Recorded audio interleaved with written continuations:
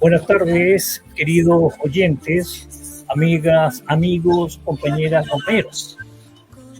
Hoy llegamos al término de un ciclo, el cual partimos hace 9 miércoles atrás, contando la parte de la historia de Chile, pero desde otra perspectiva.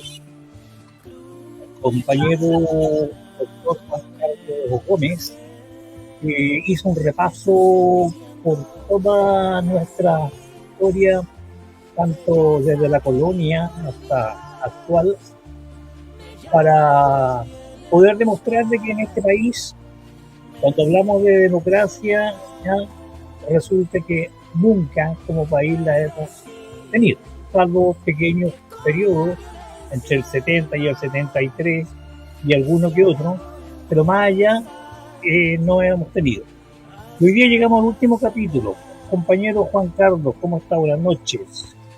Hola José, ¿qué tal? Buenas noches a todos y a los auditores de Radio Cordón Marga Marga que nos han acompañado durante estos 9 miércoles que hemos, como bien dice José, repasado la historia de la democracia en Chile. Y hemos llegado al último capítulo, lo cual es muy bueno y estoy muy contento porque hemos tenido bastante auditores, personas que han visto y han seguido con cierta atención estos programas, lo cual habla bien del espacio que Radio Cordón Marga Marga está impulsando y desarrollando como un lugar para la educación política popular, lo cual agradezco desde ya, y para el Centro de Investigaciones en Procesos Políticos y Sociales de América Latina, CIPSAL, ha sido un honor poder estar estos 9 miércoles tratando un tema tan delicado, tan importante y tan mal estudiado como es la democracia en Chile, o cómo ha sido la democracia en Chile. Y hemos tratado de responder esa pregunta que José planteaba. ¿Ha sido Chile un país democrático? Esa es la pregunta. Don José, diga usted. Bueno, hemos hecho un largo camino en estos 9 capítulos, 8 capítulos, porque hoy día es el 9º. Partimos en la colonia ya por 1500 y tanto, demostrando de que ha sido uno de los pocos en que realmente hubo democracia, con los primeros cabildos de parte de los conquistadores, pero con el paso del tiempo ya y de los siglos, esa pequeña luz de democracia que hubo en la conquista se fue diluyendo para transformarse después, digamos, en democracias protegidas, democracias censarias, digamos, en el cual, digamos, algunos solamente tenían derecho a decidir lo que pasaba en el Estado, hasta llegar, digamos, a nuestros días. Y en el cual hoy día vamos a ver un periodo en el cual se habla de democracia, o que reconquistamos la democracia después de la dictadura, pero Juan Carlos va a demostrar que no es tan así. Compañero Juan Carlos, le dejo la palabra. Ok, muchas gracias José por la oportunidad, y vamos a tratar de hacer un programa relativamente sintético, porque ya lo sustantivo, lo que hemos tratado de ir hilvanando a lo largo de estas 9 sesiones, y incluyendo esta que se refiere al periodo más contemporáneo, al periodo que va entre 1990 y el 2024, que se conoce con un nombre que no le hemos puesto nosotros. No somos los analistas que hemos bautizado a este periodo como de democracia protegida. Es curioso que se plantea y se ha advertido en distintas formas que la sociedad chilena, a través de un movimiento democrático nacional que tenía distintas aristas, distintas dimensiones, distintos actores, había luchado durante gran parte de la dictadura y especialmente a partir de los años 80, 82, 83 en adelante por recuperar la democracia. Y se plantea entonces de que con el triunfo de los partidarios del no en el plebiscito sucesorio de 1988, un 5 de octubre, se había logrado derrotar al dictador, en este caso a Pinochet, y su intencionalidad de quedarse otros 8 años en el poder, se había logrado derrotarlo y que con eso se abría un espacio político nuevo, se abría un periodo, una fase dentro de esta recuperación, de esta lucha por la democracia que se va a sintetizar en una palabra que es transición a la democracia. Y que hemos pasado entonces de un régimen dictatorial, autoritario, genocida, criminal, etcétera, etcétera, etcétera, pasamos a un régimen democrático. Y aquí donde se nos presenta el problema, tal cual como lo hemos demostrado a lo largo de todo el periodo anterior y de todos los sucesivos momentos en que se ha planteado que éramos o que llegábamos a tener un régimen político democrático. Así como, ¿cierto?, se planteó que en Chile se había levantado, construido un régimen democrático o una república democrática a comienzos de la década de los años 30 del siglo XIX, hemos demostrado de que esa forma política no lo era tal, porque si bien tenía un componente fundamental de los regímenes democráticos, excluía gran parte de la población de la participación política en la generación de que lo que era lo fundamental y central, la generación democrática a través de la participación popular, a través de la manifestación de la soberanía popular, a través del sufragio de todos los sujetos que componían la sociedad o componían la comunidad política. Dijimos y demostramos que esa situación había sido postergada, la soberanía popular había sido expropiada,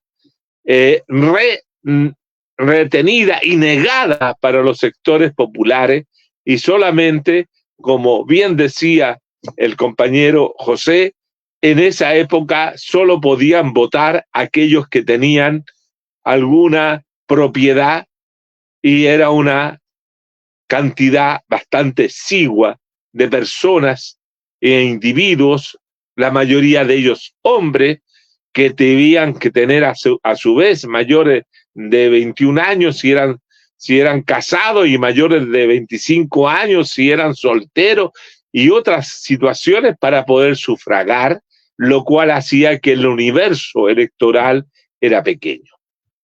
Por eso hablamos de que durante todo el siglo XIX, en vez de tener democracia, teníamos regímenes políticos autoritarios, centralizados en el poder del Estado y en el poder de una sola clase que era la que dominaba, y ellos mismos se repartían el poder, que era en el fondo el gobierno, y se turnaban en momentos grupos y sectores de la oligarquía. Entonces pasamos del autoritarismo conservador al autoritarismo liberal, y posteriormente pasamos de un liberalismo electoral, pasamos a un parlamentarismo y a un sistema oligárquico tremendamente corrupto, como fue la época parlamentaria entre 1891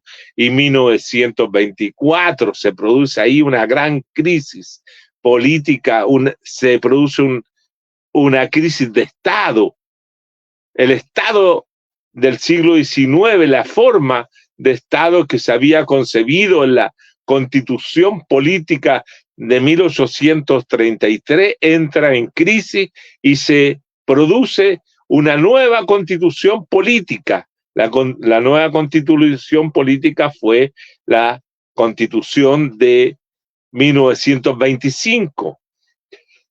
Cabe señalar que, como también lo dijimos, ni la Constitución de 1833 ni la Constitución de 1925 fueron constituciones que permitieran que los sectores sociales populares, los ciudadanos y ciudadanas de este país, pudieran participar en su redacción o elaboración.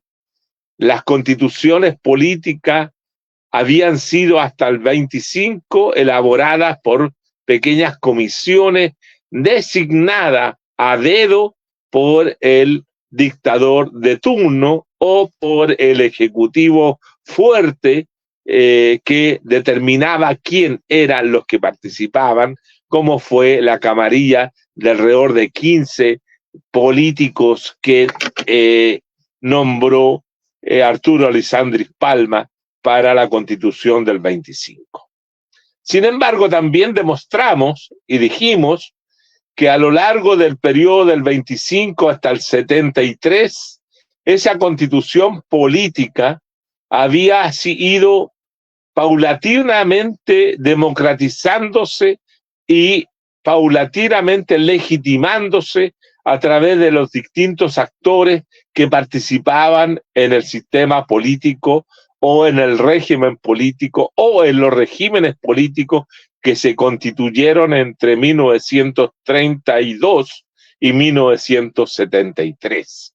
Dijimos que lentamente, en un proceso de democratización permanente, pero lento, sustantivo, pero lento, en un sistema de democratización gradual que iba incorporando, por decirlo así, gota a gota, grupos de ciudadanos y ciudadanas a la participación política. Se pudo ir progresando en la conformación de regímenes políticos. Por eso pasamos de un régimen como el que se establece entre el 32 y el año 1948, que dijimos que era un régimen semidemocrático, que no llegaba a ser totalmente democrático por la serie de exclusiones de ciudadanos que mantenía y por las formas de cohecho, de control, de distintas formas de manipulación del voto, etcétera, que hacía que esa democracia no era totalmente plena ni cumplía con los 7 requisitos que había establecido el estadounidense Roald Dahl para reconocer una democracia liberal, para reconocer una democracia liberal, no una democracia de otro tipo, sino simplemente para reconocer una democracia liberal. Y por lo tanto, ni siquiera las democracias liberales, ni siquiera las democracias capitalistas que se estaban instalando, no solamente en Chile, sino también en América Latina, lograban cumplir esos requisitos. Y por lo tanto, eran malas democracias, pésimas democracias, democracia excluyente, etcétera. A tal punto que esas mismas democracias podían involucionar, podían tener un cambio de régimen o en el régimen que la hacía perder calidades de democracia, como fue el periodo que se da entre 1948 y 1958, cuando se dicta la ley maldita o la ley de defensa permanente de la democracia, que coloca fuera de la ley al Partido Comunista y provoca una persecución de todos los militantes y hace que el sistema político se vuelva autoritario y semicompetitivo, con la exclusión de un sector importante de electores que son borrados de los registros electorales. Se establece la censura, la persecución, y al mismo tiempo se corona todo eso con la creación de un campo de concentración en Pisagua, donde se recluían a todos los disidentes o todos los que, comillas, violaban la ley de defensa permanente de la democracia, establecida por el presidente Gabriel González, quien, cierto, siguiendo los mandatos del imperio, en un momento determinado coloca fuera de la ley a los comunistas, porque estábamos en plena Guerra Fría, o empezaba la Guerra Fría. Pero también era una forma de excluir a toda la lucha política, social, que levantaban en aquel periodo los campesinos, los peones, los trabajadores rurales, que buscaban conseguir lo mismo que tenían los obreros, los sectores populares, tener reconocimiento a derechos sociales, económicos y políticos, y el Estado, a través de un pacto de dominación que se estableció al comienzo del gobierno de Pedro Aguirre Cerda, que era un gobierno del Frente Popular, excluyó a los campesinos durante 20 años de la vida política del país. Los campesinos y campesinas estuvieron encerrados durante décadas. Desde el siglo XVIII en adelante, los campesinos vivían encerrados en lo que era el espacio más característico del Chile y de la dominación oligárquica, que era el espacio terrateniente. Todo eso hacía que, como hemos sostenido, la democracia no existía en Chile. Y eso también excluía a las mujeres, que hasta el año 47, 48, ¿cierto?, tenían prohibición de participar en procesos políticos principales, como era la elección de un presidente o de un senador o diputado parlamentario, y solamente se había autorizado que votaran en las elecciones municipales o comunales. Las mujeres no eran consideradas sujetas políticas, estaban excluidas de la participación política. Por lo tanto, cuando uno quiere, no la democracia de los antiguos, sino la democracia.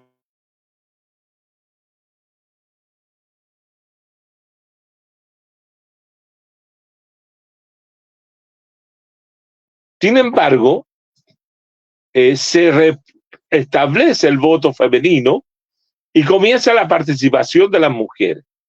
Sin embargo, todavía quedaban excluidos los analfabetos. Todo aquel sujeto y sujeta que no sabía escribir quedaba afuera. Se mantenían ciertos controles del derecho a asociación, el derecho a reunión o las libertades cívicas eran bastante precarias de una u otra manera.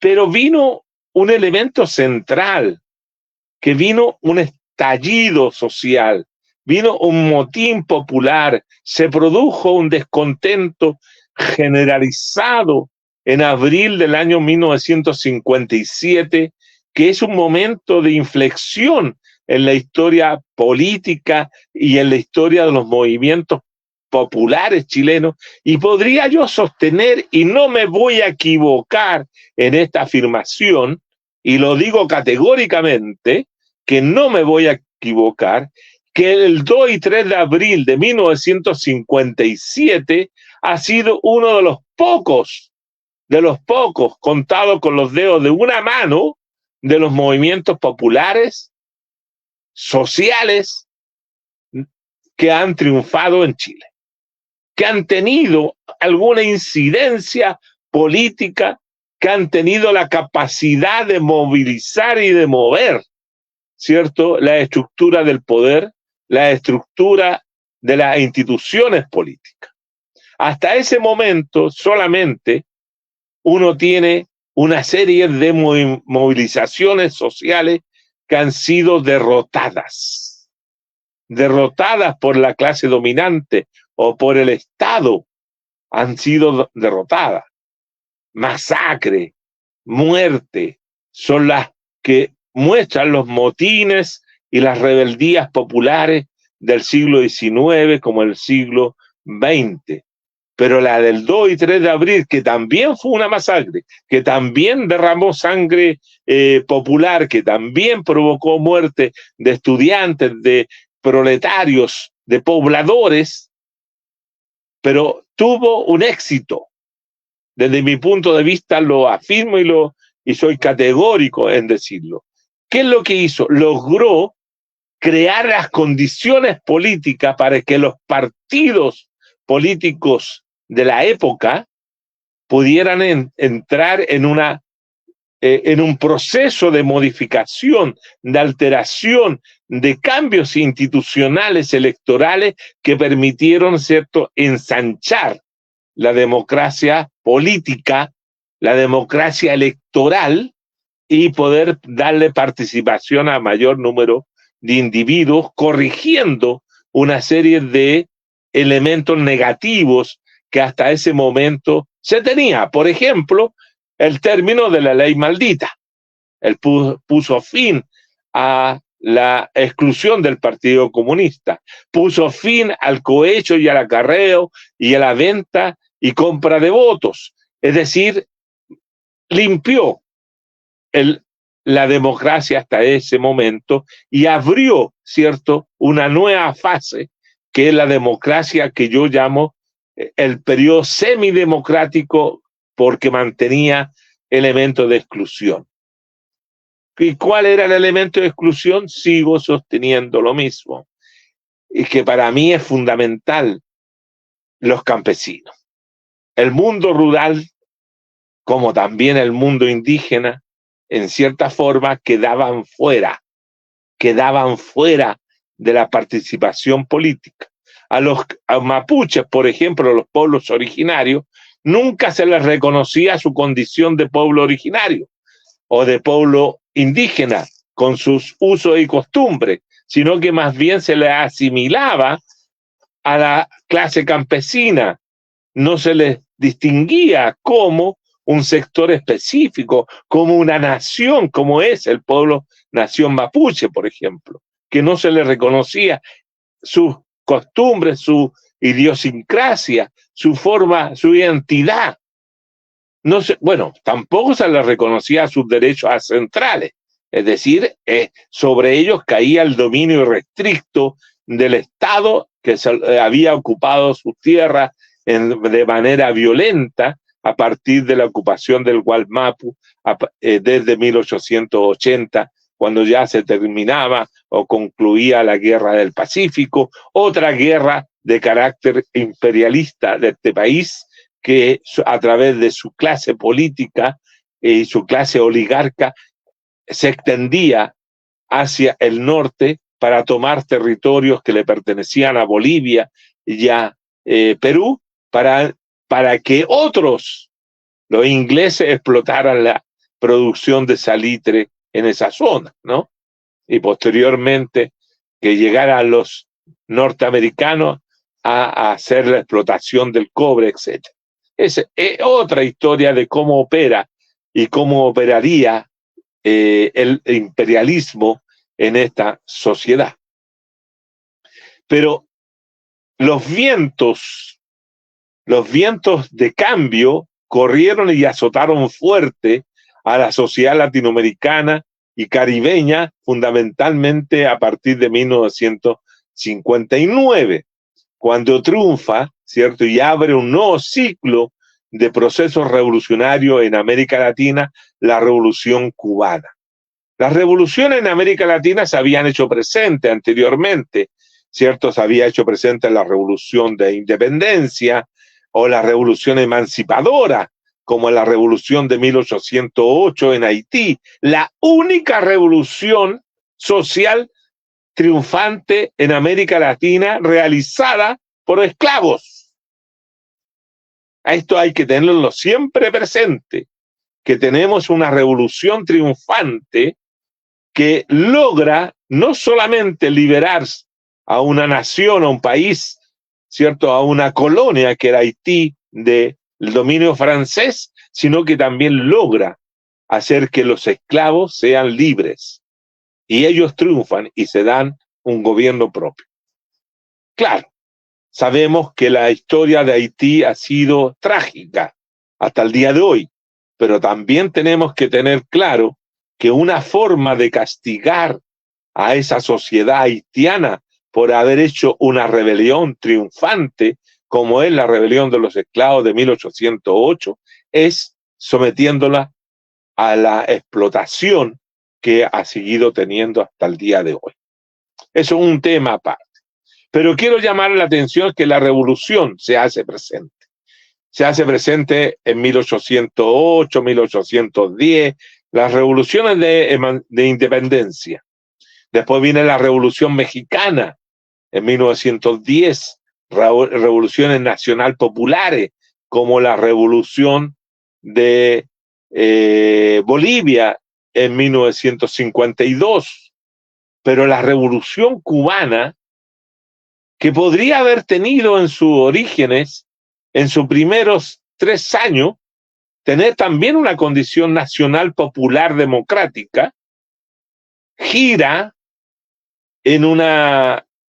con una velocidad inusitada y se transforma a partir de 1962 en la primera revolución socialista triunfante en América Latina.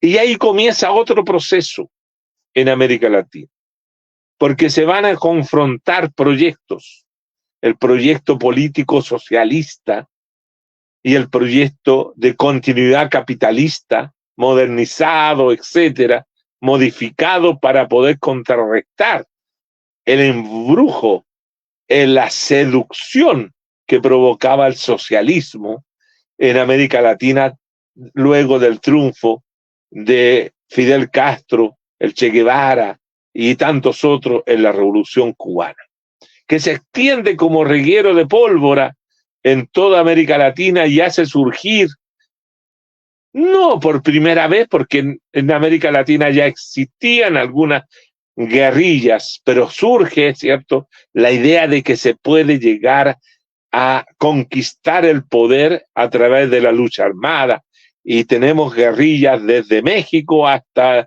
el Cabo de Hornos. Se inunda América Latina de guerrillas, pero curiosamente y también dentro de ese mismo periodo surge lo que planteábamos, que era el proyecto político institucional de un hombre y de un partido o de varios partidos, que era el proyecto político institucional de Salvador Allende, que planteaba la posibilidad de ganar un gobierno a través del voto, a través de los mecanismos de la democracia burguesa, para iniciar un proceso de transformación que pudiera llegar en un periodo relativamente corto o intenso al socialismo.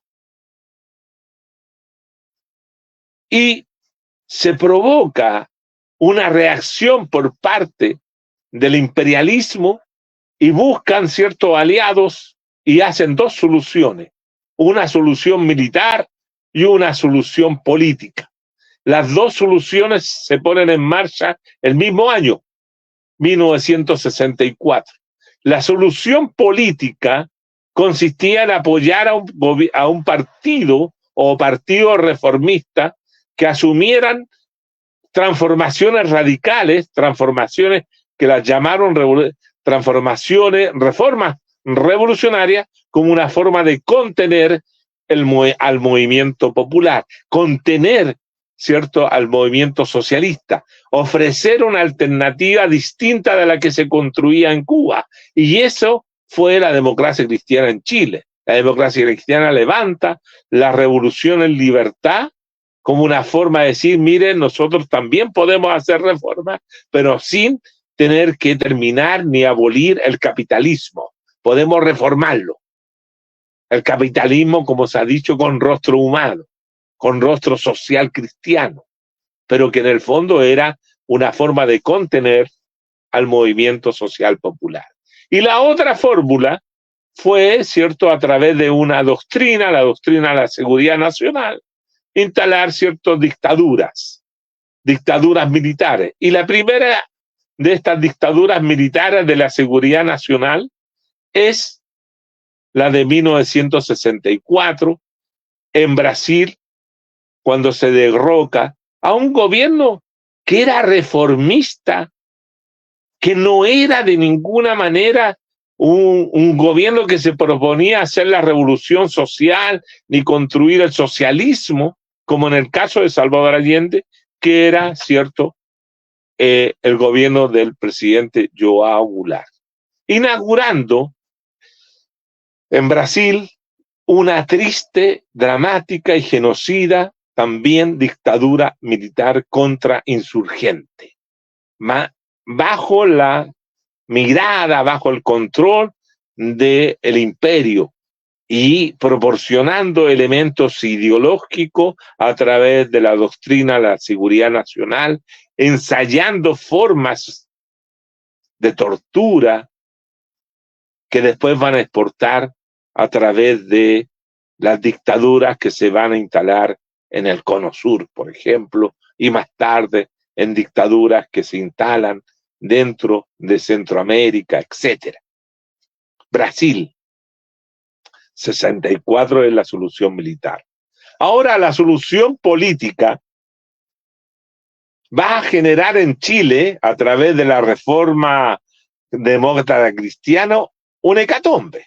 Lo decíamos también, va a generar la posibilidad de incorporar masiva y altamente participativa de los campesinos, de las mujeres, de los pobladores a la participación política.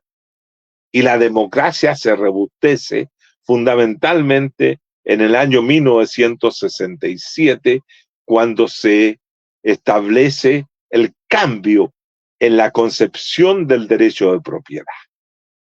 Y eso va a dar lugar a un avance de las fuerzas populares que, al confrontarse en un gobierno a tres bandas, en una elección a tres bandas, como es la de 1970, donde se presenta la democracia cristiana con Ramiro Tomis, como decíamos la vez pasada, Allende por la Unidad Popular en su cuarto intento presidencial, y en un segundo intento presidencial la derecha oligárquica, industrial, financiera, ligada al imperio y a los intereses imperiales, capitalista a ultranza, retrógrada en muchos aspectos, autoritaria, representada por ese empresario que era Jorge Alessandro Rodríguez, que había sido ya presidente de este país entre 1958 y 1964.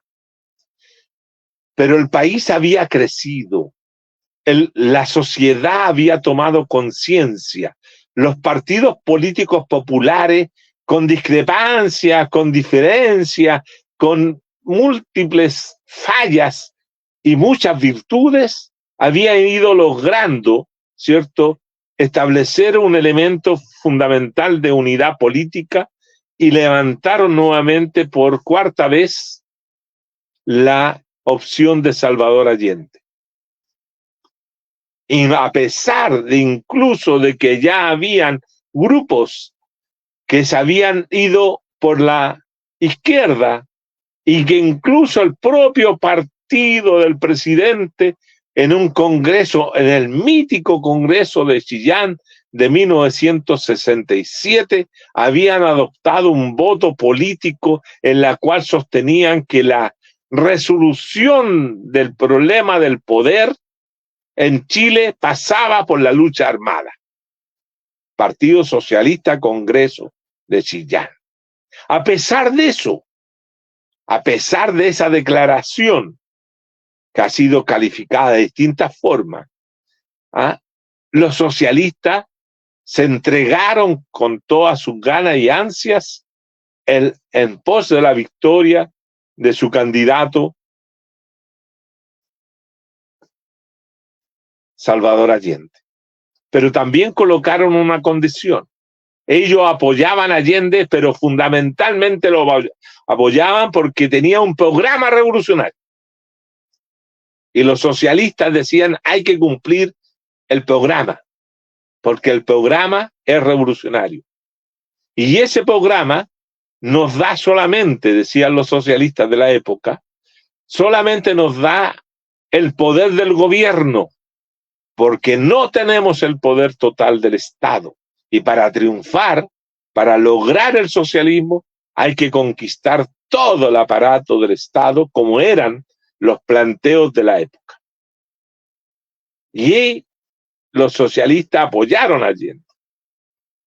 Apoyaron a Allende, pero luego, en el Congreso de Chillán de 1971, nombraron como secretario general al que sostenía aquella teoría de la lucha armada, que no la veía solamente en el país, sino que la veía a nivel continental como un proceso de ruptura de las dominaciones en todos los países.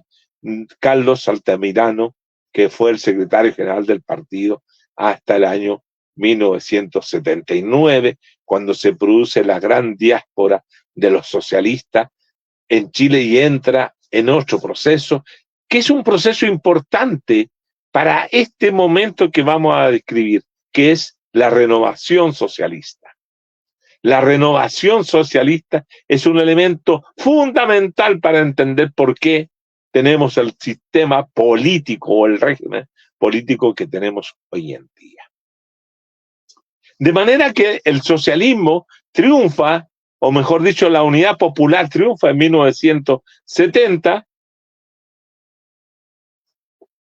y entre 1970 y 1973, la democracia se vuelve conflictiva, agitada, se vuelve la democracia un régimen político movedizo, se vuelve la democracia un régimen político en conflicto, en lucha. La lucha de clases se expresa con mayor fuerza durante todo ese periodo del 70 al 73. ¿Por qué? Porque la democracia había dado lugar a la posibilidad que se instalara en el país un gobierno popular, socialista y revolucionario que se proponía avanzar hacia la construcción de una sociedad socialista. La forma elegida era a través de la democracia liberal. Podríamos hacer toda una disquisición si esa decisión era correcta o no. Y hay muchas disquisiciones, disputas, querellas, interpretaciones que se han dado desde 1970 hasta la fecha, es decir, durante 53, 54 años, los hombres y mujeres de la izquierda han estado discutiendo, ¿era correcto avanzar hacia el socialismo respetando la democracia burguesa, liberal, representativa? ¿O había que hacer lo que se había hecho en todas las revoluciones socialistas triunfantes, como la de 1917, como la de 1949, como la 1959 en Rusia, China y Cuba? ¿Había que tomarse el poder por las armas, el Estado por las armas, destruir el Estado burgués a través de la construcción del Estado popular? Bueno, esa es una discusión eterna, compañeros y compañeras. Para los efectos de esta interpretación, lo que hizo Allende fue insistir de que en expandir la democracia burguesa en su más posible extensión y profundidad era también una forma de combatir al capital.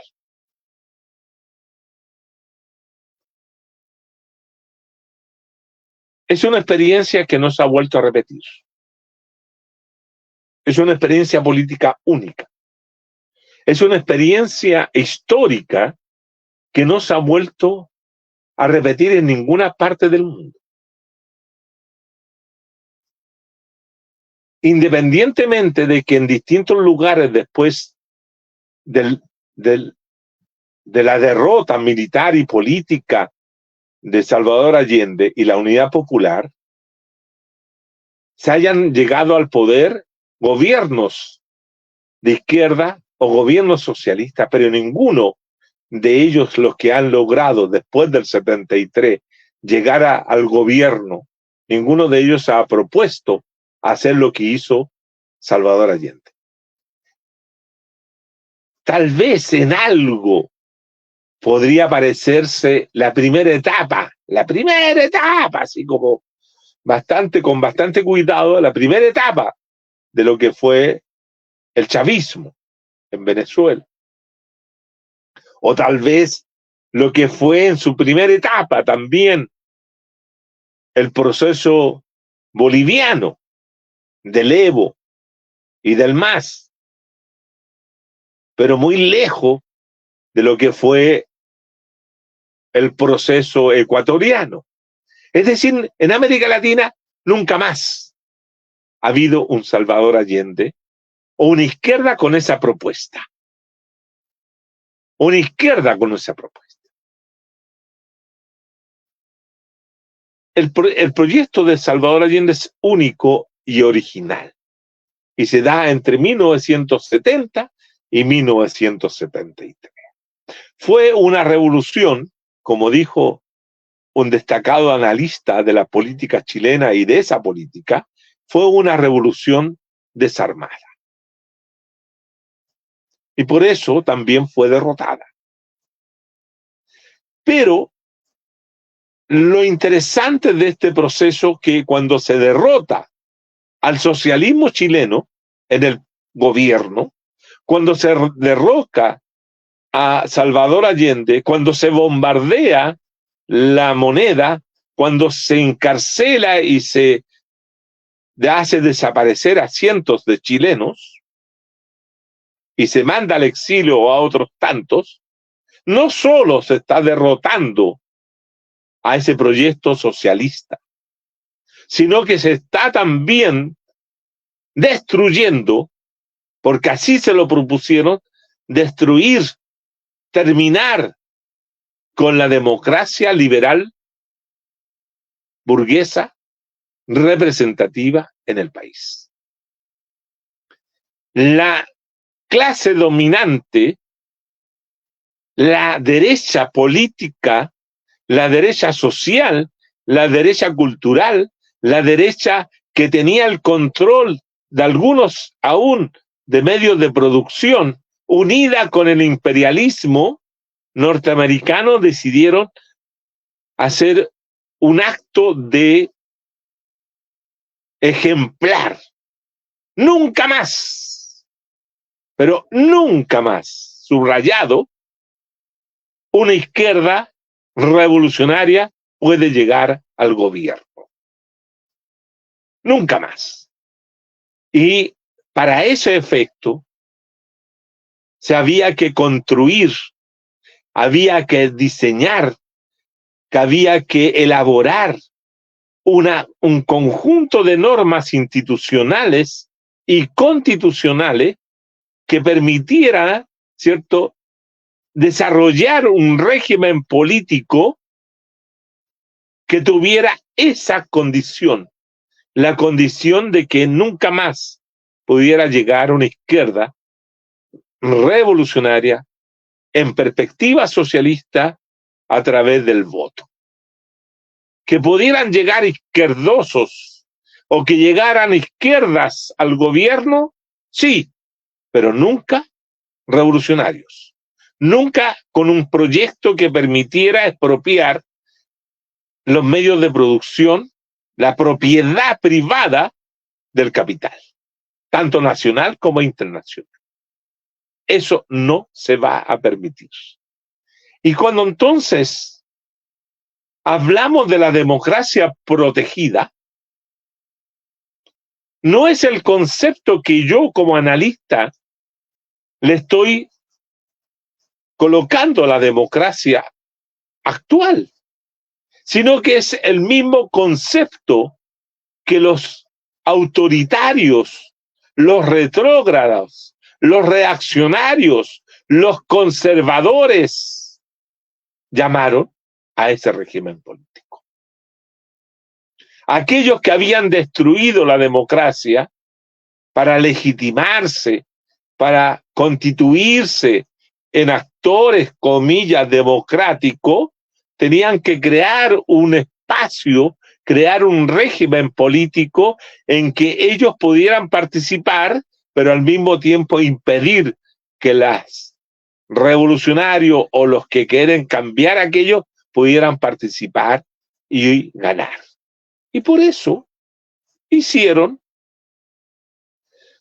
una comisión, la comisión Ortúzar, que el dictador les dijo que tenían que construir una nueva constitución política que reemplazara a la constitución de 1925 y que tuviera, entre otras cosas, una contención para los grupos más subversivos, si ustedes quieren, en el sentido positivo del concepto, de subvertir, de modificar, alterar el orden político. Por lo tanto, se escribió, se elaboró una constitución política teniendo presente el trauma que le habíamos provocado a la derecha, a la izquierda, o las izquierdas, que le habían provocado a la derecha y que no querían nunca más ver. Por lo tanto, fue una constitución, la de 1980, que tuvo inmediatamente un articulado contra los partidos de izquierda. Acuérdense ustedes, o debieran acordarnos, porque esto en la memoria constitucional de este país se olvida, que existía el artículo 8º de la Constitución Política de 1980, que había sido aprobada de una manera ilegítima en el año 80, donde votaban hasta los que estaban fallecidos. Porque en ese momento decir muertos también era gente, se usaban los carnés, se usaron muchas cosas de gente que estaba desaparecida, que eran de izquierda. Se ha demostrado el fraude para aprobar eso, pero esa constitución tenía un articulado cuando se iba a poner en marcha 8 años más tarde, en que prohibía tajantemente la existencia de los partidos contrarios al orden político cristiano occidental. Yo tengo la impresión de que entre Raúl Bertenson y el señor Jaime Guzmán, dos retrógrados totales, habían escrito ese articulado. Pero aparte de eso, tenía una serie de articulados que restringían la participación, impedían la manifestación total y completa de los ciudadanos. Pero era la Constitución que se impuso en 1980, a través de un plebiscito que, de acuerdo a los datos que se conocen, había ganado el dictador con el 79 o casi el 80% de las preferencias. Y recuerdo que nadie en esa época le pidió a Pinochet que mostrara las actas. De nada. De nada, por decirlo de alguna forma, ¿no? Comparativamente con otros procesos políticos electorales que se llevan a cabo en el país, en América Latina, ¿no? Entonces, la Constitución Política de 1980 ya traía incubada en su interior este régimen político que tenemos. Entonces la pregunta es ¿por qué? ¿Se han preguntado ustedes por qué razón esa constitución política con ese régimen político que impedía la participación plena de la ciudadanía, que era una constitución antipartidos, antiprocesos de competencia abierta, que establecía una serie de cosas negativas para la democracia, liberal inclusive? ¿Por qué se permitió? Porque ahí viene otro elemento, estimados y estimadas oyentes.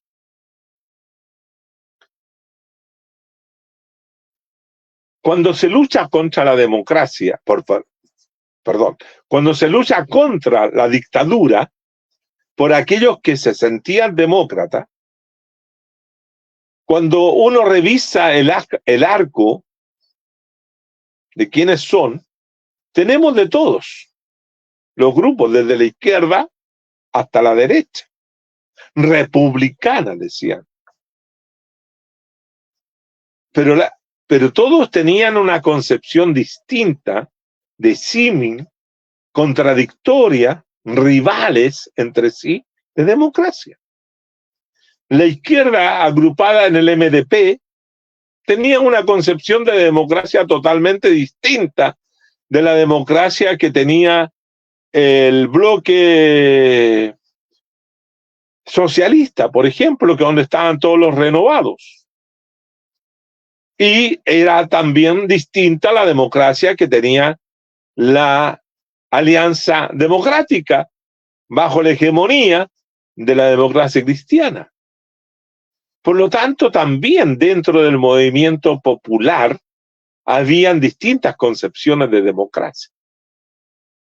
Y todos luchábamos por recuperar la democracia, pero no todos luchábamos por instalar la misma democracia. Teníamos concepciones de democracia diferentes. Y digo teníamos porque yo soy, así como José, como Marta y otros integrantes de la radio Cordón Marga Marga, fuimos parte, fuimos actores, fuimos sujetos de ese movimiento democrático que luchaba por recuperar la democracia. Pero no era cualquier democracia, insisto. También habían distintas formas de luchar contra el dictador. Estaban aquellos que sostenían que había que hacerlo de manera, comillas, pacífica, a través de la desobediencia civil, como era la propuesta que hacía, cierto, la Alianza Democrática y en alianza o en convergencia con los sectores del bloque socialista, que estaban los MAPU, algunos MAPU, los más renovados, la izquierda cristiana, etcétera. Pero también eran distintas las fórmulas que habían en los sectores que no estaban dentro de esas dos alianzas, que era el Movimiento Democrático Popular, donde estaba el PC, el MIR, el Partido Socialista Almeida, otros partidos socialistas que planteaban la lucha armada. Y desde el año 81, 82, se había ido conformando una gran fuerza política popular armada que era y que hacían acciones bien interesantes y bien castigadoras de la dictadura, que era el Frente Patriótico Manuel Rodríguez, que era el brazo armado del Partido Comunista. Pero también había surgido otro grupo armado que se unía al viejo y desgastado movimiento de izquierda revolucionaria MIR de la época, que eran, cierto, el movimiento juvenil Lautaro, Mapu Lautaro, que tenían otra concepción de la democracia y otras formas de lucha directa contra la dictadura. Y otros grupos pequeños que hacían también sus intentos de componerse como grupos armados. Pero hubo un hecho que llevó a lo que yo sostuve la clase pasada, que fue este refugio que los grupos más vinculados al capitalismo, a los grupos más reformistas, a los que buscaban, si ustedes quieren, recuperar la democracia burguesa y no una democracia social, económica, cultural, profundizada, que eran los sectores que se anidaban en la Alianza Democrática, como también en el bloque socialista y algunos sectores renovados del socialismo, etcétera, que al ver la capacidad de fuego, la capacidad armada que tenían ciertos sectores y que se manifestó a pesar del fracaso, del intento de matar al dictador en el 86, en septiembre del 86, que fue el intento que realiza el Frente Patriótico Manuel Rodríguez y que falla en ese intento, pero eso cambió la correlación. ¿Y qué es lo que hizo, compañeras y compañeras? Hizo que todos los grupos que no estaban por la solución armada fueran corriendo, en esta metáfora que yo uso, a refugiarse en la Constitución de 1980. A refugiarse y aceptar las condiciones institucionales y políticas que establecía la Constitución de 1980. Y aceptaron el itinerario que el dictador, la dictadura, la institucionalidad autoritaria instalaba para el país. Lo que se planteó en un momento determinado, que la dictadura pensaba la cuestión política en el largo plazo y por lo tanto pensaba cómo proyectar el autoritarismo hacia años próximos, un sector del movimiento democrático concebía la lucha en forma coyuntural y por lo tanto, más que preocuparse del largo plazo, se preocupaban del corto. ¿Y qué es lo que era lo corto? Derrotar al dictador, de sacar al dictador, mover al dictador de su espacio, independientemente de la institucionalidad creada. Entonces, ¿qué se plantea? Hay que derrotar a Pinochet en el plebiscito sucesorio del 5 de octubre del 88. Y todos se movilizan para inscribirse en los registros electorales, para llamar a votar contra el dictador. Pero eso no significaba que el hecho de que votáramos al dictador, este se fuera a ir en forma inmediata. Eso se decía, mire, nosotros vamos a votar a Pinochet, vamos a establecer un nuevo itinerario político, vamos a llamar a elecciones presidenciales y parlamentarias, pero eso estaba establecido. Se decía, si Pinochet perdía, se quedaba un año más y durante ese año más, al año siguiente se hacían elecciones parlamentarias y presidenciales.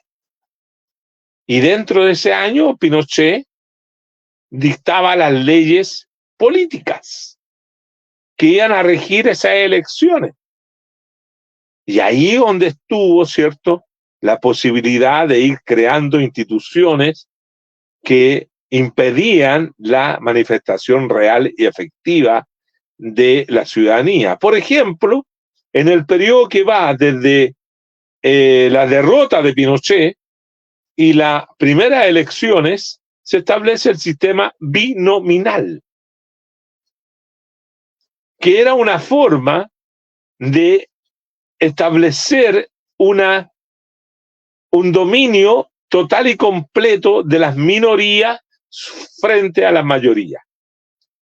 porque se elegían 2 diputados por cada una de las 60 regiones o distritos que se habían establecido, se elegían 120 y era muy difícil que en determinados distritos se ganara con el más del 66% para obtener a los 2 candidatos. Y por lo tanto la minoría muchas veces, como ocurrió, y ahí están los ejemplos, se votaba por un candidato de la derecha que obtenía menos del 30%, pero el candidato de la democrático obtenía menos del 60% y los 2 salían elegidos. Por lo tanto, el 30 y el 60 o 58 eran lo mismo. Lo mismo. Y se burlaba de esa forma burda la democracia. O sea, la derecha lograba tener el control casi absoluto del proceso de cambio político. La derecha volvía a tener, como lo hemos dicho también en este curso, poder de veto. El veto de impedir la modificación. Y además habían establecido que para modificar la constitución política del Estado se había que tener una mayoría superior al 65% de los votos en un periodo y en el siguiente periodo. O sea, hacían de la constitución política inamovible, imposible de reformar. Y la concertación de partidos por el no les dijo a la gente: voten por nosotros porque nosotros vamos a hacer mayoría y vamos a tener esas mayorías necesarias para lograr, ¿cierto?, cambiar la Constitución de 1980. Eso se lo dijeron en el 88, estimados. Y estamos en 2024. Han pasado 30 y tantos años y la Constitución política del 80, con algunas modificaciones que veremos, ¿cierto?, todavía sigue rigiendo el país. ¿Por qué? Porque a pesar de que la dictadura había sido sangrienta, a pesar que la dictadura había sido masacradora, violadora de los derechos humanos y otras cosas más, había provocado una transformación política en la sociedad chilena, en la cual muchos chilenos y chilenas se sentían, comillas, agradecidos del general. Y cuando se hace el plebiscito del 88, el general saca 44% de los votos. 44% de los votos. Por lo tanto, era un apoyo sustantivo. Y en esta oportunidad, según dicen, no hubo fraude, no hubo intervención electoral. Intervención electoral hubo, pero no hubo manos metidas dentro de la urna para cambiar la voluntad popular. Pero se pensaba que esa votación era una votación coyuntural, producto de que muchos tenían miedo o muchos tenían una serie de resquemores por lo que vendría, y por lo tanto era una votación que podía bajar en las próximas elecciones. Y después de las próximas elecciones no significa que los sectores democráticos crecieran sustantivamente para superar el 60%, para lograr esas mayorías necesarias. Todo lo contrario, el sistema binominal se encargó de no hacer lo posible y por lo tanto entramos justamente en esta democracia protegida que tiene este concepto. ¿Se protege de qué? Esa es la gran pregunta. Se protege de los sectores que tienen una concepción diferente, radicalmente distinta de lo que tiene que ser la sociedad, que tiene que ser el régimen político, el Estado, la economía, etcétera. Y por lo tanto, a través de este régimen político así establecido, protegen al capital, protegen las modernizaciones neoliberales, protegen a todo lo que ha sido la historia que ustedes conocen hasta el día de hoy. porque así lo planificaron, así lo establecieron para que esta no se hiciera posible la democracia real. Y además siempre fue, y ha sido la democracia protegida, un régimen político antipartidos. Durante 17 años se transmitió de que los partidos eran malos, que los políticos estaban en sus covachas, que los políticos eran corruptos, que los políticos eran, comillas, lo peor que podía existir.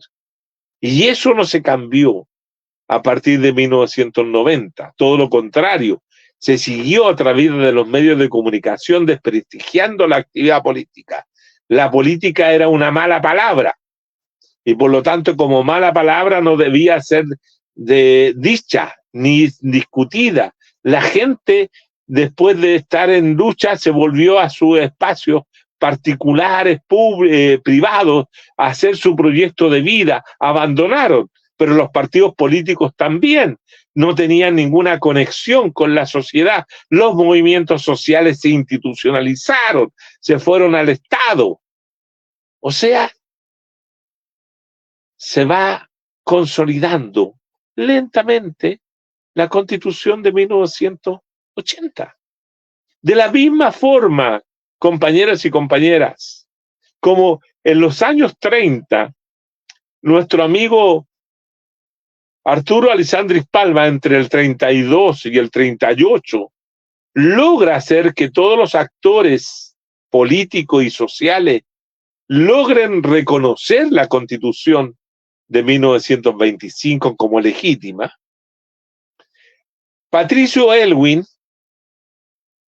entre 1990 y 1994, como también el señor Eduardo Frei Ruiz-Tagle, hasta el año 2000, durante 10 años, se encargaron de lograr legitimar la Constitución del 80, haciendo ver a la ciudadanía de que su reforma no era posible. Lo primero que hace, de la misma forma que hace Arturo Alessandri Palma, Patricio Aylwin decide también descartar la posibilidad de convocar a una asamblea constituyente para modificar la Constitución política de 1980. De la misma forma. Y dice, no están dadas las condiciones para aquello. O sea, la misma actitud. Es preferible tener una democracia, como él lo decía, a medias. En la medida de lo posible, que intentar modificar ese régimen político. Chile tiene la característica, estimados y estimadas, de ser el único país en América Latina que hace una transición, que en realidad no fue una transición, que fue simplemente la institucionalización de un régimen establecido por los autoritarios, manteniendo la constitución política, dictada por un dictador, impuesta por una dictadura.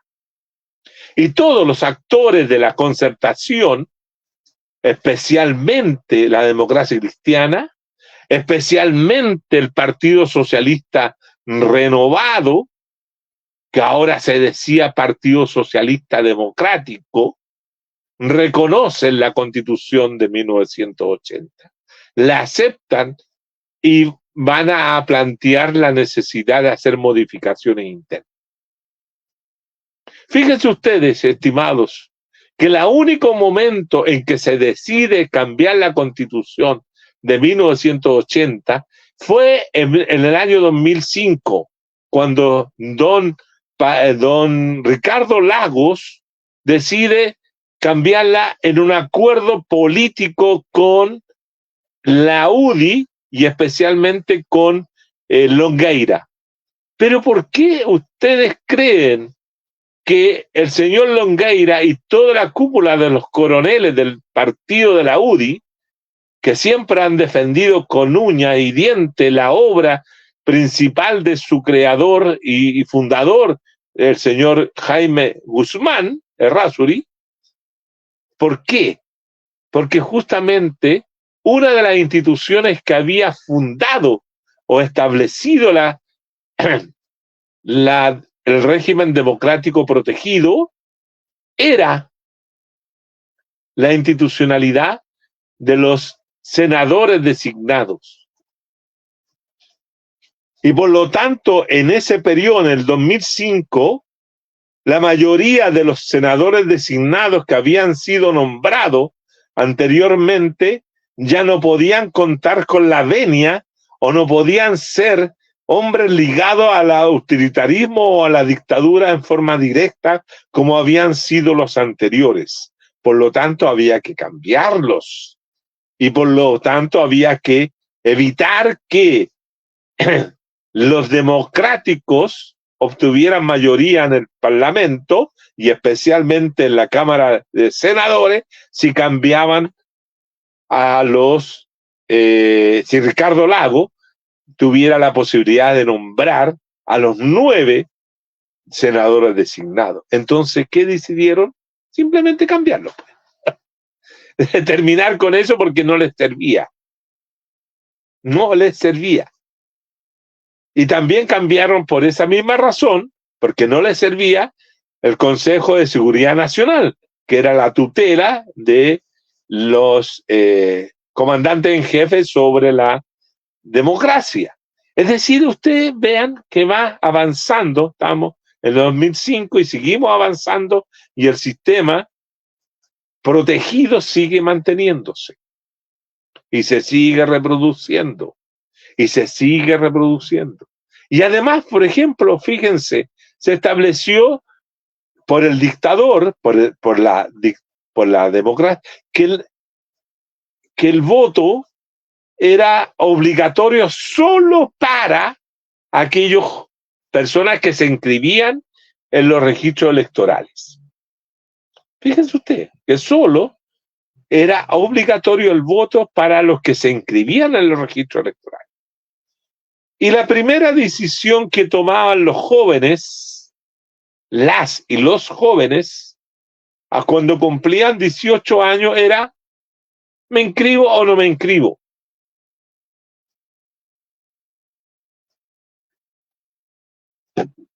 ¿Y cuál fue la respuesta, estimados? Los jóvenes que comenzaban a vivir una etapa muy interesante que fue reflejada por un concepto, por una idea, por un dicho planteado o dicho por, valga la redundancia, dicho por el tenista número 1 del país en aquella época, que era el Chino Ríos, el tenista. Él dijo, yo no estoy ni ahí. Y surge, pues, estimado, no él estaba ni ahí, no le interesaba A, no le interesaba B, no le interesaba nada, y a veces le interesaba jugar tenis y lo hacía muy bien, y por eso llegó a ser número 1, con ciertas condiciones, llegó tal, pero él creó el concepto no estoy ni ahí, y los jóvenes comenzaron a no estar ni ahí con nada, pues. Comenzaron a renunciar a la política, comenzaron a alejarse de la política, comenzaron a no inscribirse en los registros electorales. Y el padrón electoral, que se había establecido en 8 millones de personas hacia 1988, 1989, comenzó a quedar estancado o manteniéndose en una cifra de 8 millones. Y también a partir del año 97 se produce otro fenómeno, el aumento del voto blanco y nulo. La gente ya no votaba por partidos políticos. En el año 1997, Tomás Mulián saca un libro que se llama El Chile Actual y dice, mire, en Chile es más importante tener tarjetas de crédito que tener el carnet de votación o el carnet de partido. La Gallá no quiere nada con los partidos. Por A, B o C. Las razones son múltiples y daría para un seminario completo analizarlo, pero no es solo porque le tienen mal a los partidos políticos, sino porque simplemente no tienden a representarse en los partidos políticos, porque comienza a surgir un nuevo tipo de ciudadano que Tomás le va a llamar como ciudadanos criticar. Y yo les voy a llamar más adelante los ciudadanos neoliberales, individualistas, competitivos, egoístas, consumidores, etcétera. Una serie de características que van a tener esos ciudadanos, pero lo que menos les importaba era la política. Y el régimen político democrático en Chile comienza a verse, a vaciarse de ciudadanos. Fíjense ustedes cómo cambia el asunto. En los años 30, 40 o antes del siglo XX se luchaba por votar. En los años 90 y comienzos de la primera década del siglo XXI, los ciudadanos y especialmente los jóvenes luchan por no votar. Por no votar. Y plantean de que si lo obligan a votar o se lo obligan a inscribirse, es un problema de autoritarismo. Ellos tienen que tener el derecho a decidir si quieren o no participar. Y por lo tanto nadie los puede obligar a votar. Y hay toda una discusión en el país acerca si se establecía el derecho a voto obligatorio o se establecía el derecho a voto voluntario. Y finalmente los creativos, por darle el gusto a los jóvenes, deciden votar y establecer el voto voluntario.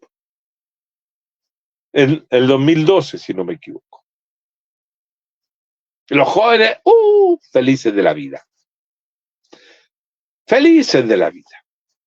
Se inscribían automáticamente, ni siquiera tenían que levantarse para ir a inscribirse, sino que eran inscritos automáticamente y ellos decidían el día de elecciones si iban o no iban a votar. Y muchos jóvenes decidieron no ir a votar. Y los no tan jóvenes que estaban inscritos anteriormente y que les cargaba la política que se había realizado, dejaron de ir a votar también. ¿Y qué es lo que ocurrió con la democracia protegida?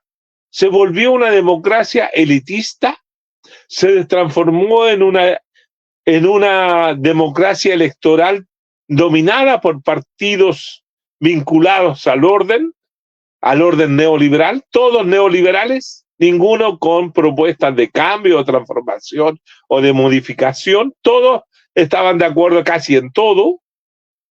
Había un total predominio hegemónico de las concepciones neoliberales y todos consideraban que esa democracia en la cual ellos participaban era la mejor democracia del mundo. Y así se transmitía hacia el exterior. Chile tiene la mejor democracia del mundo, estable, ordenada, no como sus vecinos que andan siempre en escaramuza, etcétera. Chile era una taza de leche, como dijo alguien por ahí, o si ustedes recuerdan que alguien dijo que éramos un oasis de tranquilidad. No habían conflictos, todo estaba tranquilo. La Pax neoliberal establecida por los gobiernos de la concertación y especialmente por el gobierno, los primeros 3 gobiernos, Elwin, Frey y Lagos, establecieron una paz. Escondieron todos los problemas de violación de derechos humanos, salvo los emblemáticos,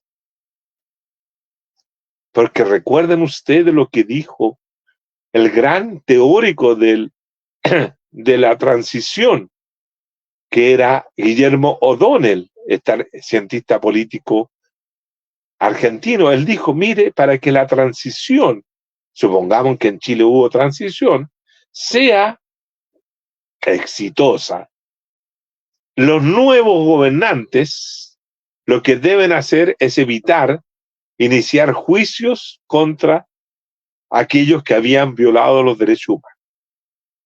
Por lo tanto, silencio. Y en Chile solamente se hacen juicios reales, efectivos y condenatorios a casos emblemáticos. Por ejemplo, el caso de Letelier, porque eso lo exigía Estados Unidos, o el caso de los degollados, de los 3 profesionales comunistas degollados, o el caso de la Carmen Gloria Quintana y de Rodrigo Rojas, ¿cierto? Que son casos emblemáticos, pero muchos otros eran silencio. Silencio. Hasta el año pasado, al presidente que tenemos hoy día planteó la posibilidad de buscar a los que están aún desaparecidos. Bueno, de ese tiempo han pasado ya un año y hasta el momento no hemos tenido ninguna noticia de que esa comisión, esa búsqueda haya tenido resultados. ¿Por qué? Porque hay silencios que duran hasta el día de hoy. ¿Por qué? Porque no se actuó en la primera fase con fuerza para hacer modificaciones en ese sentido. ¿Por qué? Porque predominaba la democracia protegida.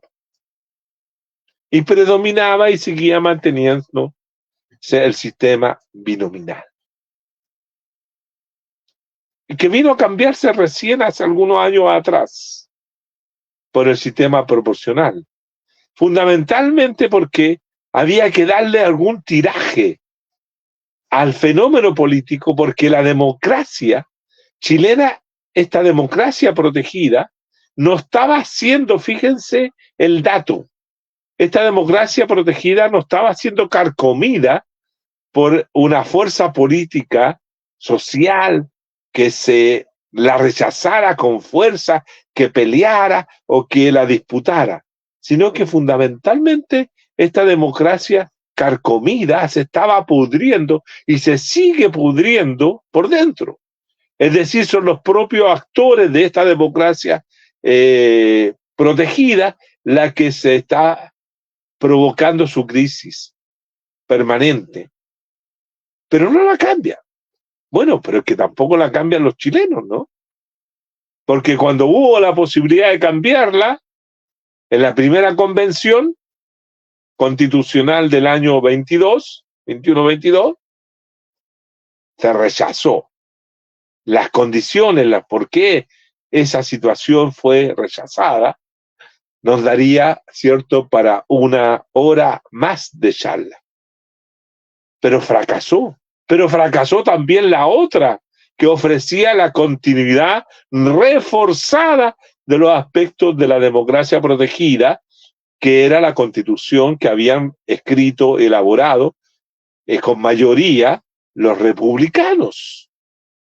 Pero también fue rechazada. ¿Y cuál es la constitución que se mantuvo? La constitución del 80, con las leves modificaciones en el 2005, leves modificaciones incluso, ahora último, producto también de querer salir del atolladero, pero más para mantenerla. Es decir, la clase política, como también sectores importantes de la ciudadanía, les gusta quedarse con la democracia protegida. Yo sé que esto puede provocar ronchas en mucha gente, pero a los chilenos les gusta el autoritarismo. A los chilenos y chilenas. ¿Por qué? Porque con este curso nosotros demostramos que solo en un periodo de 6 años, de 216 años que tiene Chile como país independiente, bueno, país independiente es un decir, pero para mantener la idea, 216, 6 años ha tenido una democracia plena. Liberal, burguesa, plena. No una democracia social, ni económica, ni cultural, una democracia inclusiva, igualitaria, entre hombres y mujeres, igualitaria entre los ciudadanos. No. Solamente una democracia liberal, representativa, en la cual, cierto, un montón de derechos cívicos son relativamente aceptados y puestos en marcha o puestos en vigencia, pero que no son necesariamente los que provocan la igualdad. Siempre hay desigualdad y por lo tanto en esa democracia liberal burguesa solamente 6 años. 6 años. Todo el resto, compañeras y compañeras, los chilenos son admiradores, apoyadores de democracias o regímenes políticos que dicen llamarse democracia, pero que son profundamente autoritarios. Es más, yo sostuve también en estas clases, que es muy distinto tener un régimen político democrático que vivir en una sociedad democrática. Las formas de exclusión, las formas de negación de la libertad de expresión, las formas de persecución, las formas de censura en este país se practican todos los días y a cada rato. Y lo hacen desde aquellos que son los que tienen un pequeño poder, como aquellos que tienen un gran poder. Aquellos que hoy día están no solo en el aparato del Estado, sino también en las organizaciones sociales, como por ejemplo en las universidades, como por ejemplo en los colegios, como por ejemplo en las empresas, como por ejemplo en los municipios, como por ejemplo en las organizaciones sociales territoriales, en las juntas de vecinos, en los clubes deportivos, en miles de organizaciones territoriales. La práctica habitual no es la democracia. No es la democracia. Es el autoritarismo. Es la forma vertical, impositiva, lo que predomina. ¿Ah? El autoritarismo es un rasgo central de los chilenos y chilenas. Por lo tanto, no es que es muy curioso, pues, porque exigimos democracia en lo político cuando muchas veces no somos capaces de practicar la democracia como una forma de relación igualitaria entre las relaciones que, como diría Foucault, micro sociales o sobre los cuerpos, como dirían las mujeres cuando se refieren al orden heteronormado. Cuando vemos, ¿cierto?, que hoy día las discriminaciones, etcétera, se manifiestan en todo orden de cosas, y especialmente entre los propios sujetos y sujetas que reclaman y luchan por la democracia. Entonces este país tiene una vena, una veta autoritaria que no ha podido ser vencida a pesar de momentos democráticos, a pesar de experiencias democráticas. Pero todas esas experiencias democráticas que se pueden visualizar en la historia siempre son excepciones. Son momentos excepcionales, pero que no logran cambiar ni modificar la larga estructura de dominación de las formas autoritarias que rigen nuestra sociedad. Ese es el punto. La democracia en Chile, como digo, insisto sobre esta idea, 6 años. No hemos tenido en los últimos 30 y tantos años de 1990 hasta ahora, 34 años, no hemos tenido democracia plena. De ninguna manera. Por eso mismo algunos hablan de que todavía tenemos enclaves autoritarios, como Manuel Antonio Garretón, que siempre habla de los enclaves autoritarios.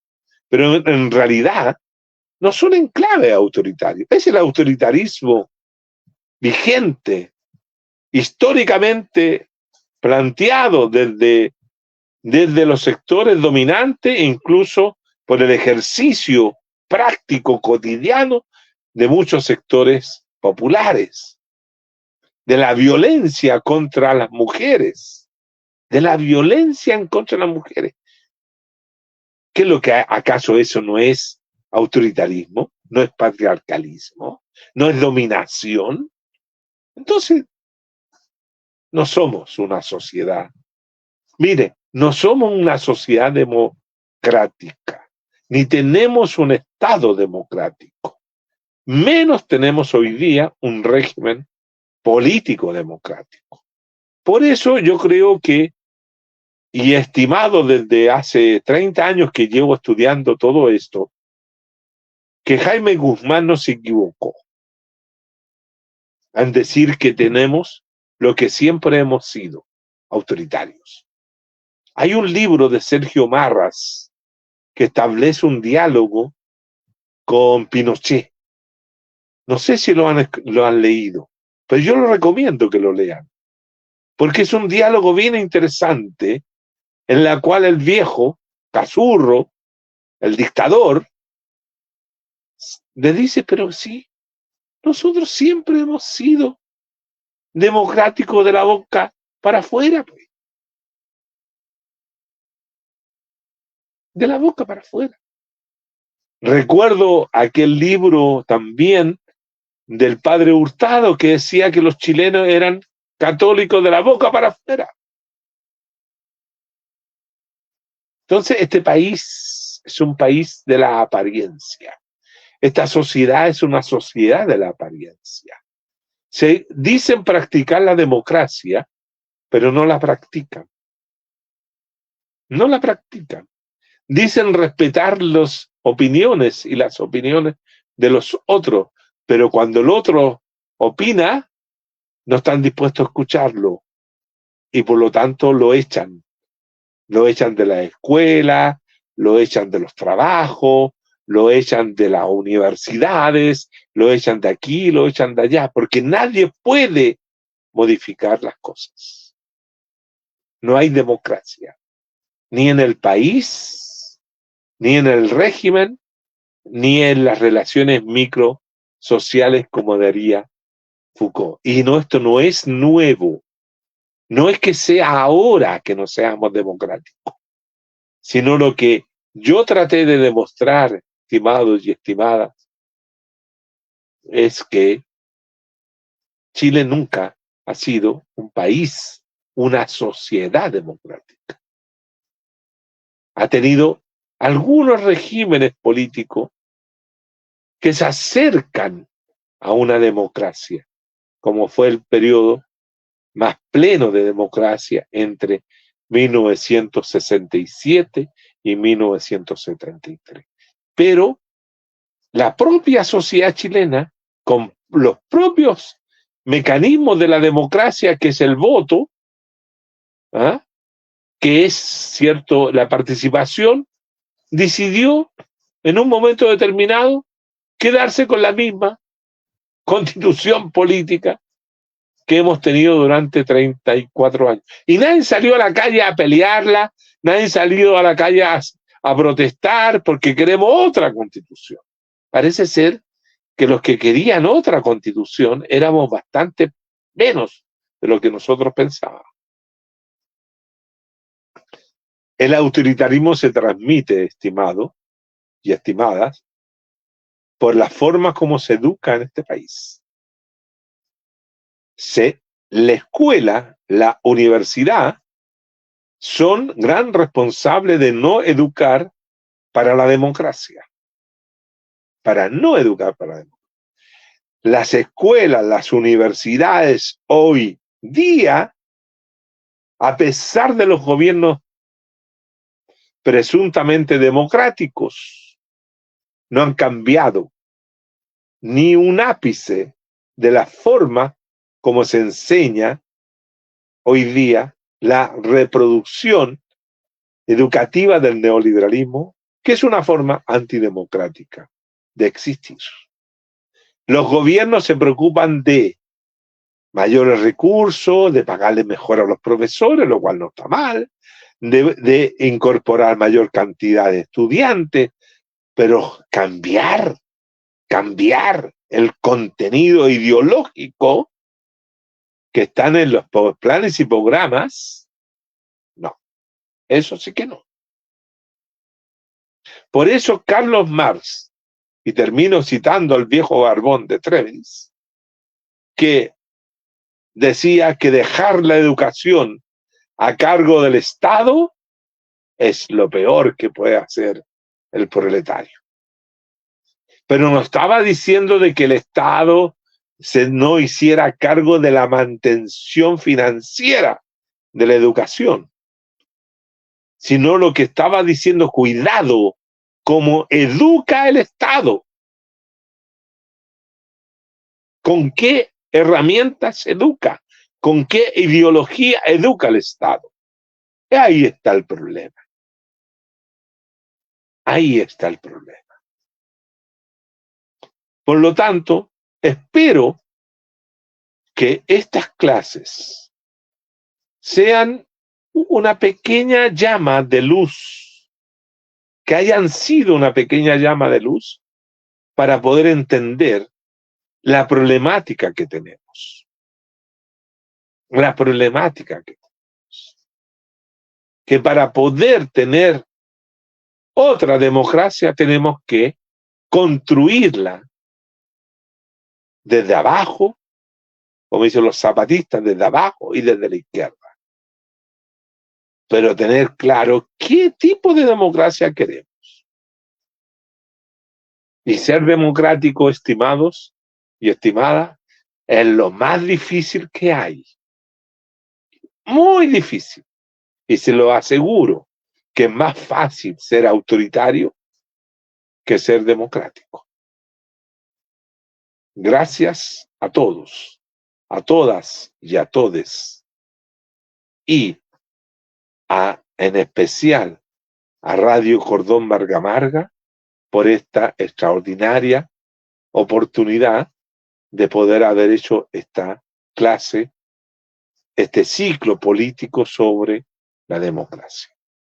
Y les digo a las personas que me escribieron que fueron solamente 2, lo cual me dolió porque fueron 2. Y yo dije que tenía 3 libros de la frontera de la democracia que iba a regalar. Pero ya me escribieron, ya me mandaron sus direcciones y yo les voy a hacer llegar mañana el libro por correo de Chile a sus domicilios y que lo puedan disfrutar. Todavía me queda uno para los que remolones que quieran tenerlo o remalonas que quieran tenerlo, también se lo ofrezco como regalo por haber seguido y haber tenido esta oportunidad. Y lo mejor de todo es que esto queda grabado, no solo en los registros de Radio Cordón Marga Marga, sino también en mi Facebook, donde pueden encontrar otras reflexiones sobre la política tanto histórica o la política contingente de quien habla. Nuevamente, José, un abrazo a ustedes, a toda la gente que hace posible este programa y que tengan un gran éxito en el próximo ciclo de historia política que abren, si no me equivoco, este viernes, no me acuerdo qué número es, de agosto. Pero es el mes de agosto, el mes de los gatos, que andan jodiendo la cachita. José, gracias. Bueno, como radio nosotros agradecemos tu presencia acá y la buena voluntad que siempre has tenido con nosotros, porque eso también siempre nosotros acá en la radio lo comentamos. Tú nunca tienes en tu boca la palabra no, no puedo, ¿qué tengo que hacer? ¿Ya? Sino que siempre estás dispuesto a cualquier cosa que nosotros te pidamos. Así que doblemente gracias por eso. Y no creo que sea el último ciclo, porque como tú dijiste la vez anterior, vamos a preguntarle al público nuestro sobre qué tema podríamos tratar para luego de terminar el ciclo sobre la historia del MIR que comienza el viernes, poder hacer, digamos, nuevamente un programa contigo. Así que un abrazo, Juan Carlos, ya.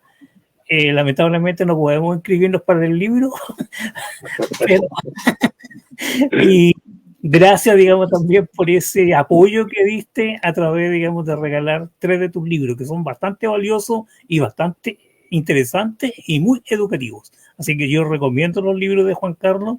Ya nos regaló uno la otra vez, no, 2, porque le regaló uno a Víctor y uno a mí. Así que gracias nuevamente y nos estaríamos viendo en un futuro cercano. Y como dice Juan Carlos, el viernes comenzamos un segundo ciclo con la historia del MIR. El viernes el capítulo primero, en el cual se va a tratar los primeros años del MIR, entre el año 65 y 67, que fue, le llamaron el MIR y la anarquía en cuanto a su política. Y vamos a continuar con 5 o 6 capítulos. Así que nos vemos, compañeros. Muchas gracias y un gran abrazo. Gracias a todos y a todas y a todes. Y nos estamos viendo en cualquier otra oportunidad.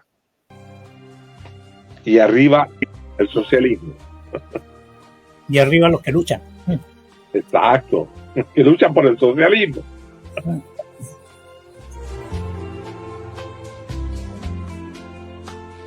Y aunque hace años que yo vivo tan lejos del mar, siento